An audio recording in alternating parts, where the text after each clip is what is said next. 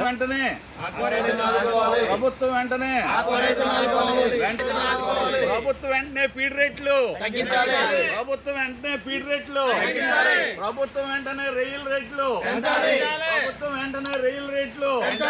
ప్రభుత్వం వెంటనే ఫీడ్ రేట్లు ప్రభుత్వం వెంటనే ఫీడ్ రేట్లు ప్రభుత్వం వెంటనే. బుల్లెంపల్లి శ్రీనివాస్ చౌదరి భీమవరం నియోజకవర్గ వైఎస్ఆర్సీపీ రైతు విభాగన అధ్యక్షులు. మరి ఈ రోజున ఆక్వా రంగంలో పరిస్థితి కనుక చూసినట్లయితే ఏదైతే ఈ రోజున అమెరికా అధ్యక్షుడు డొనాల్డ్ ట్రంప్ గతంలో ఆయన టారిఫ్ విధించేయడని చెప్పి మరి విపరీతంగా ధరలు తగ్గించేసిన సందర్భంలో రైతులు చాలా నష్టపోయి ఉన్న సందర్భంలో ఈ రోజున అదే డొనాల్డ్ ట్రంప్ మరి 100% నుంచి 19% టారిఫ్ తగ్గించి మరో పక్క భారత్తో మరి అమెరికాతోటి ఇతర దేశాలతోటి చారిత్రాత్మకమైనటువంటి ఒప్పందాలు చేసుకుని మరి ఈ రోజున కేంద్ర బడ్జెట్లో కూడా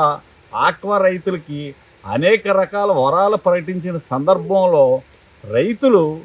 ఎంతో సంబరపడిపోయి ఆనందంగా తబ్బిబ్బులైపోయి మనకి మంచి రోజులు వచ్చినాయి, ఈ రోజున మనకి మంచి ధర కలుగుతుంది, మరి ఈ టారిఫ్ తగ్గిపోయింది, ఒక పక్కన ఫీడ్ రేట్ల మీద ధరలు తగ్గుతాయని కేంద్రం ప్రకటించిందని ఆనందించిన సందర్భంలో మరి ఈ రోజున కనుక ఈ రొయ్యల సిండికేట్ ఎవరైతే ఉన్నారో వాళ్ళు మరి ఒక పక్క ఫీడ్ రేట్ని పెంచారు, మరో పక్క రొయ్యల ధరని ఇవాళ కేజీకి 20 రూపాయలు తగ్గించడం జరిగింది. ఎంత ఆశాపదంగా ఉందంటే ఒక పక్కన టారిఫ్ తగ్గి ఇవాళ కేజీ రొయ్యలు 300 రూపాయలు కొనవలసిన సందర్భం నుంచి ఫీడ్ రేట్లు తగ్గించవలసిన సందర్భాన్ని మానేసి దానికి వ్యతిరేకంగా మరి ఫీడ్ రేట్లు పెంచడం, రొయ్యల రేటు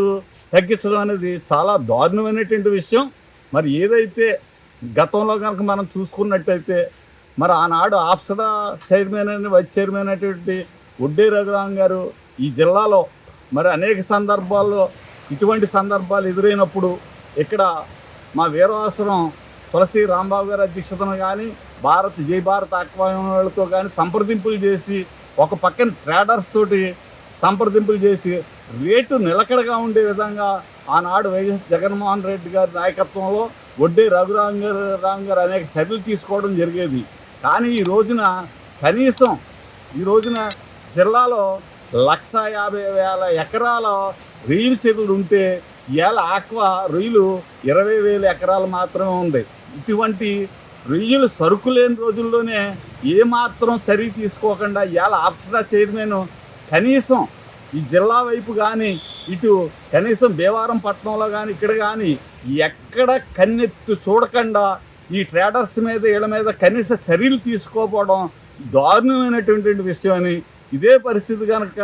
కొనసాగితే మరి ఈ రోజున రైతులందరూ కలిపి ఒక పెద్ద ఎత్తున ఉద్యమం చేసి ఈ యొక్క రైతులు మరి ఖచ్చితంగా దీన్ని దృష్టిలో పెట్టుకుని మన రాష్ట్ర ముఖ్యమంత్రి చంద్రబాబు నాయుడు గారు కానీ ఉప ముఖ్యమంత్రి పవన్ కళ్యాణ్ గారు కానీ మరి ఆప్సడా చైర్మన్ ద్వారా